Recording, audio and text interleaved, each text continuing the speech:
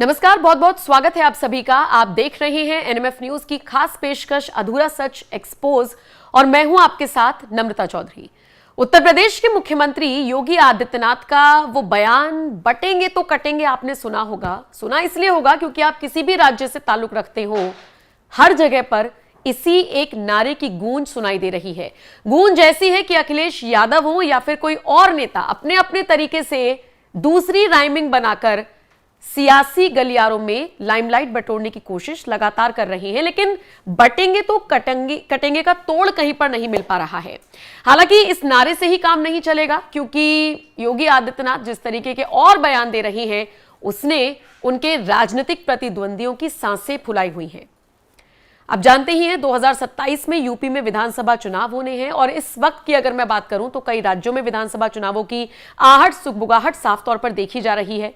महाराष्ट्र झारखंड में भी बटेंगे तो कटेंगे लगातार गूंज रहा है, लेकिन इन सब के बीच यूपी की 9 सीटों पर जिस तरीके से उपचुनाव होना है, यहां पर भी अलग अलग बयान देकर योगी आदित्यनाथ एक बात तो तय कर रही हैं और वो ये कि उनके राजनीतिक प्रतिद्वंदियों में चिंता हो, टेंशन का माहौल हो, उनकी धड़कनें बढ़े और वो ये करने में कामयाब भी हो रही हैं। तभी तो मुजफ्फरनगर जब पहुंचे उत्तर प्रदेश के मुख्यमंत्री योगी आदित्यनाथ, तो यहां की मीरापुर सीट से उन्होंने एक ऐसा बयान दे डाला जिसकी भी चर्चा ठीक उसी तरीके से हो रही है जैसे बटेंगे तो कटेंगे की हुई। इस सीट पर जनसभा को संबोधित करते हुए योगी आदित्यनाथ ने समाजवादी पार्टी पर तंज कसा और कह दिया कि जहां पर दिखे सफाई वहां पर बेटियां घबराई।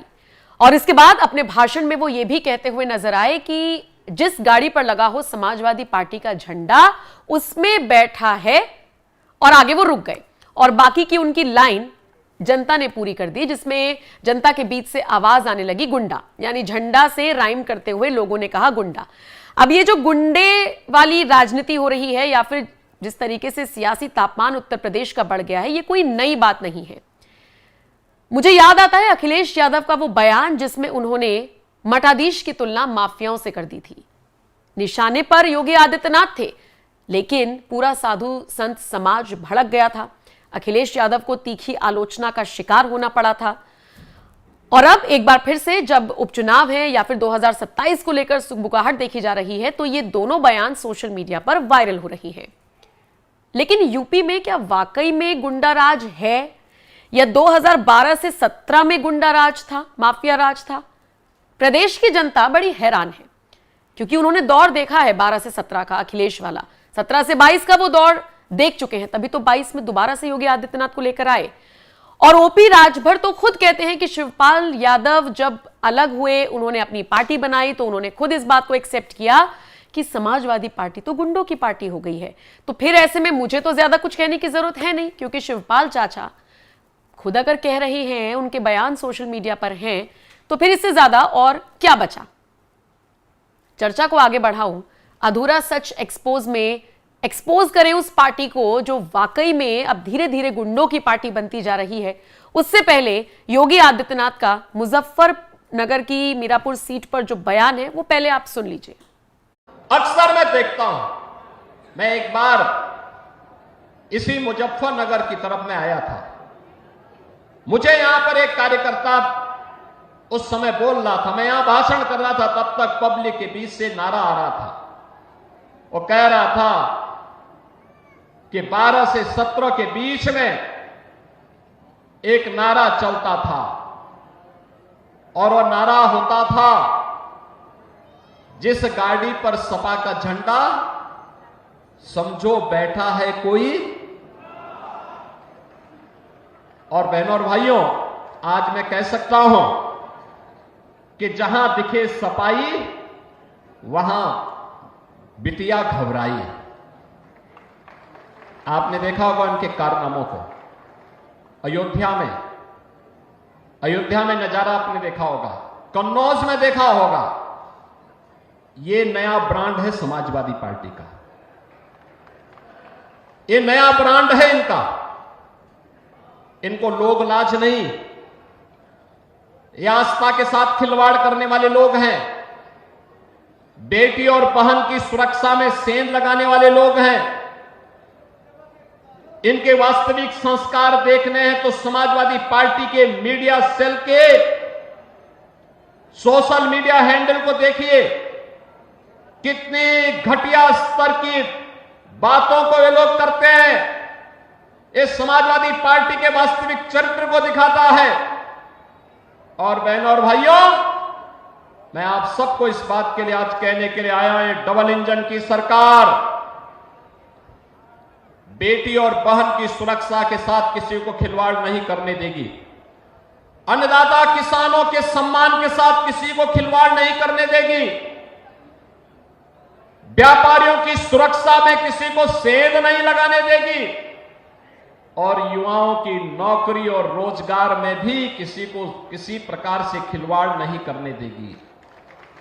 और अभी तो मुजफ्फरनगर की नई खबर आने वाली है। 60,000 से अधिक पुलिस भर्ती के परिणाम आने वाले हैं।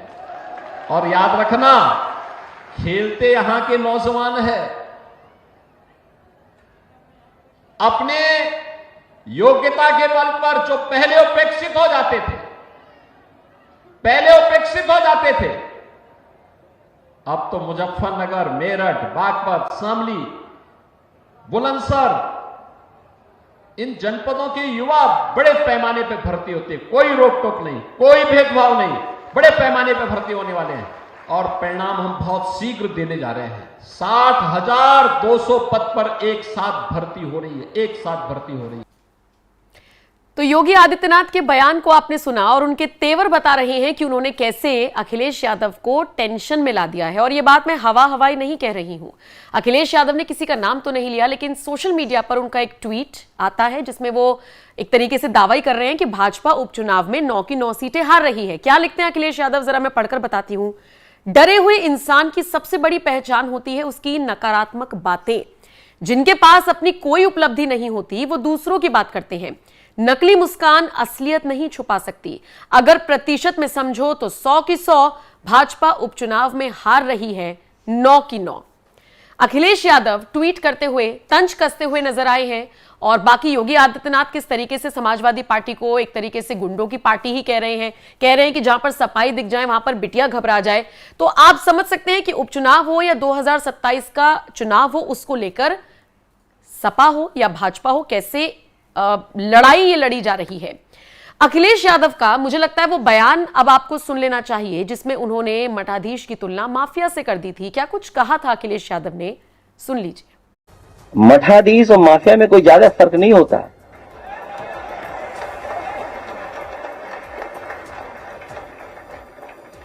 झूठी कहानी पढ़ी जा रही है इनकाउंटर को लेकर के। कोई ऐसा व्यक्ति नहीं है जो न जानता हो कि भारतीय जनता पार्टी की सरकार में झूठे इनकाउंटर हो रहे हैं। हत्या की जा रही है। जो मंगेश यादव की हत्या हुई है, गांव से लेकर के आसपास के लोग जानते हैं कि पुलिस रात में आई थी, उठा ले गई। पुलिस उठा करके ले गई एसटीएफ। सरकार ने कैसी होशियारी दिखाई कि चप्पल में इनकाउंटर कर दिया। बताइए कैसा दिमाग है इन लोगों का। तो समाजवादी पार्टी के मुखिया को भी आपने सुन लिया, योगी आदित्यनाथ को भी आपने सुन लिया। और अब जरा 2012 से लेकर 2024 अब तक इन 12 सालों में कैसे कैसे बदलाव हुआ है चीजों को लेकर, उस पर थोड़ा सा टीका टिप्पणी कर लेते हैं। 2012 से 17 का दौर जिन लोगों ने देखा है उसमें देखा है कि उत्तर प्रदेश में अतिक्रमण किस तरीके से फैला, देखा है कि बाहुबलियों के साम्राज्य किस तरीके से बसाए गए, रचाए गए। और वो दौर भी हमने देखा है कि अगर किसी नेता की, समाजवादी पार्टी के नेता की मैं बात कर रही हूं, अगर भैंस चोरी हो जाए तो कैसे बड़े बड़े अधिकारियों के हलक सूख जाते थे। तो वो दौर हम सबने देखा है। 17 के बाद जब बदलाव हुआ तो उस वक्त प्रदेश की जनता इतनी परेशान थी कि उन्हें विकल्प चाहिए था। विकल्प के तौर पर भाजपा को चुना गया, लेकिन जब एक महंत को मुख्यमंत्री बनाने का फैसला हुआ तो प्रदेश की जनता में थोड़ा सा संकोच था। उन्हें लगा कि एक महंत मतलब कैसे संभालेगा, लेकिन महंत ने गर्दा उड़ा दिया। ऐसा गर्दा कि 2022 में एक बार फिर से सिंहासन पर बैठाया गया योगी आदित्यनाथ को। कुछ लोग सवाल उठाते हैं कि बुलडोजर क्यों चल जाता है, कानून व्यवस्था को बनाए रखने के लिए और भी तो कई तरीके हैं। लेकिन अगर आप प्रदेश की जनता से पूछेंगे, एनएमएफ न्यूज कई बार ग्राउंड जीरो पर जाकर रिपोर्ट कर चुका है, लोगों से बात कर चुका है और 2027 से पहले लोगों से फिर से बात करेंगे। क्या क्या मुद्दे रहेंगे वो भी मैं आपको सुनवाऊंगी। तो अब तक जितने भी लोगों से बात हुई उनमें जो प्रदेश की जनता मुखर तौर पर प्रखर होकर कहती हुई नजर आई वो यही था कि अतिक्रमण से हमें छुटकारा मिला है, बूचड़ खानों को बंद कराया गया है। इसके अलावा ये जो एनकाउंटर हो रही हैं या ये जो आप कह लीजिए बुलडोजर की कार्रवाई है, अपराधियों में खौफ होना चाहिए, अपराधियों में लगाम होनी चाहिए। सुप्रीम कोर्ट के वरिष्ठ अधिवक्ता हैं अश्वनी उपाध्याय, वो तो डंके की चोट पर कहते हैं कि चाइना जैसा रूल ले आओ, डर होना चाहिए लोगों में, और जब तक ये खौफ नहीं होगा तब तक कोई बात नहीं मानेगा। आपने देखा है कभी कोई दौर जिसमें अपराधी गले में तख्ती डालकर पहुंच जाए थाने में? हमें माफ कर दीजिए, हमसे गलती हो गई। उत्तर प्रदेश के फिलहाल यही हालात हैं। जिन बड़े बड़े माफियाओं के, बाहुबलियों के साम्राज्यों पर कार्रवाई छोड़िए, नजर तक डालने से सरकारें डरती थी, उनके बसे बसाए साम्राज्य को ध्वस्त अगर किसी ने किया तो योगी आदित्यनाथ की सरकार ने किया है, इसमें कोई दो राय नहीं है। अच्छा, इसके अलावा प्रदेश की जनता को लेकर अगर किसी अधिकारी ने लापरवाही बरती तो उन पर भी कार्रवाई हो रही है। ये कोई एक तरफा नहीं चल रहा है, बराबर है सबके लिए नियम, एक मकसद है, प्रदेश की जनता को कोई नुकसान, कोई परेशानी नहीं होनी चाहिए। मैंने आपको कुछ रिपोर्ट्स अधूरा सच में ही पहले भी दिखाई थी, जो लोग कहते हैं कि एक कौम को परेशान किया जा रहा है, एक समुदाय के खिलाफ एनकाउंटर बुलडोजर एक्शन चल रहा है। वो रिपोर्ट आप पेज पर अधूरा सच में जाकर देख सकते हैं। मैंने आपको पूरे सबूतों के साथ बताया था कि किसी पर्टिकुलर समुदाय को टारगेट नहीं किया जा रहा, अपराधी अपराधी होता है, वो किसी भी धर्म जाति का हो। इसी फिलॉसफी पर योगी आदित्यनाथ की सरकार और पुलिस काम कर रही है। लेकिन इन सबके बीच जिस सवाल की शुरुआत हमने स्टार्टिंग में की थी और जो थंब आपने देखा कि गुंडा किसे ये लोग एक दूसरे को कह रहे हैं, लेकिन इनकी पार्टी के नेताओं पर किस तरीके से आरोप लगे हुए हैं वो मैं आपको बताती हूं, फिर आप खुद ही जज कर लीजिएगा कौन कितना बड़ा गुंडा या इस तरफ इस दिशा में आगे बढ़ रहा है। जैसे कि, और ये जो मैं आपको मामले बताऊंगी ये हाल फिलहाल के मामले हैं। हाल फिलहाल के मामले में यूपी में समाजवादी पार्टी के नेता पर रेप का आरोप लगा। मैं बात कर रही हूं पूर्व प्रदेश सचिव और मऊ बार एसोसिएशन के पूर्व अध्यक्ष वीरेंद्र बहादुर पाल पर, जिनके खिलाफ रेप के मामले में एफआईआर दर्ज हुई थी। सपा नेता की महिला सहयोगी ने रेप का आरोप लगाया था। फिर रामेश्वर सिंह यादव जो कि अलीगंज के पूर्व विधायक और उनके भाई पूर्व जिला पंचायत अध्यक्ष जुगेंद्र सिंह यादव के खिलाफ रेप का मामला दर्ज। नवाब सिंह यादव के खिलाफ रेप का मामला दर्ज। पॉक्सो में ट्रायल होने की बात सामने आई। अखिलेश के करीबियों में से एक हैं। नवाब सिंह यादव डिंपल यादव के प्रतिनिधि के तौर पर काम कर चुके हैं। अयोध्या वाला मोहित खान आपको याद होगा, अभी तो एक महिला पत्रकार का वीडियो वायरल हो रहा है जिसमें वो सपा के गुंडों द्वारा अपने कपड़े फाड़े जाने की बात कर रही हैं। एनएमएफ न्यूज पर वो रिपोर्ट भी हमने की थी, आप पेज पर जाकर देख सकते हैं। अब आप में से कुछ लोग कहेंगे कि समाजवादी पार्टी के नेताओं के तो आंकड़े दिखा दिए, हाल फिलहाल में बीजेपी नेताओं पर भी आरोप लगे हैं, लेकिन अब देखिए कैसे कैसे लगे हैं। भाजपा किसान मोर्चा के बुंदेलखंड और कानपुर क्षेत्र के पूर्व प्रभारी पर रेप का आरोप लगा। एक 7 दिन पुरानी खबर सामने आई जिसमें बीजेपी नेता की दबंगई दिखाई दी। आरोप था कि 2 पत्रकारों को कपड़े उतरवाकर पीटा गया। दबंगई समाजवादी पार्टी के नेता हो या बीजेपी के नेता हो या किसी और पार्टी के नेता हो, अक्सर दबंगई दिखाते हुए नजर आते हैं। लेकिन अगर आप 2012 से 24 का पूरा दौर ओवरऑल देखेंगे, जमीनी स्तर पर देखेंगे, आपको याद होगा जब 4-4 लोग एक बाइक पर रैश ड्राइविंग करते हुए निकलते थे, वो नजारा हम सब जो खासकर यूपी से बिलोंग करते हैं उनको ये बात याद होगी। अब वो नजारा आपको नजर नहीं आता। अगर सड़क पर यह कह दिया जाए किसी त्योहार पर कि खून नहीं दिखना चाहिए किसी भी जानवर का, उस पर कभी कभी आपत्ति हो जाती है। लेकिन अगर आप देखेंगे तो एक बहुत अच्छा माहौल, एक बहुत अच्छा वातावरण बनाने की कोशिश सरकार की तरफ से की जा रही है ताकि सौहार्दपूर्ण तरीके से आगे बढ़ा जा सके। 2012 से लेकर 17 का दौर देखिए और 17 से लेकर अब तक 24 का दौर देखिए, किस काल में कितने दंगे हुए, वो सबसे बड़ा एग्जाम्पल है कि दबंगई किसकी ज्यादा बड़ी है। अच्छा, आपको याद होगा जब 37 सीटें अभी समाजवादी पार्टी ने निकाली थी यूपी में, तो उस वक्त जहां जहां पर समाजवादी पार्टी के नेता चुने गए थे वहां पर एकदम से कैसे खबरें आने लगी थी, फिर चाहे सहारनपुर हो चाहे मुजफ्फरनगर हो, वो भी चीज हमने देखी। उसके आधार पर यह बात कही जा सकती है कि समाजवादी पार्टी को यूपी की जनता ने नकारा और इसीलिए भाजपा को चुना। 2027 में किसके हक में फैसला जाएगा यह पूरी तरीके से निश्चित कर देगा कि प्रदेश की जनता किसके साथ है। लेकिन अगर आप ग्राउंड जीरो पर जाकर देखेंगे, लोगों से बात करेंगे, तो बहुत हद तक योगी के काम से लोग संतुष्ट हैं, बटे हुए नजर नहीं आ रही हैं। और इस बटेंगे तो कटेंगे का फायदा हरियाणा में देखने को मिला, महाराष्ट्र में देखना दिलचस्प रहेगा इसका फायदा होता है नहीं।